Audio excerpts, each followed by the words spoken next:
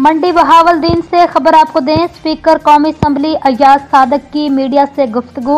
पाकिस्तान में सियासी सूरत-ए-हाल हमेशा मिलती जुलती ही रहती है। अयाज सादक, हुकूमत काम करना चाहती है, अपोजिशन करने नहीं देती। 2018 के बाद पैदा होने वाली मुश्किलात कम हो रही हैं। हुकूमत आहिस्ता आहिस्ता बेहतरी की तरफ जा रही है।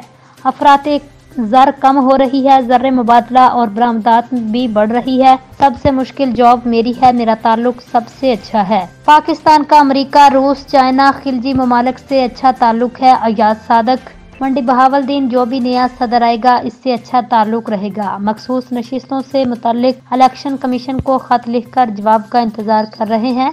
तरमीम के बाद अब इसमें कोई गुंजाइश नहीं रह जाती। 27वीं तरमीम से मुतल्लिक कोई चीज़ अंडर डिस्कशन नहीं। प्रैक्टिस एंड प्रोसीजर बिल के बाद जुडिशरी सिस्टम बेहतर अंदाज में चलेगा।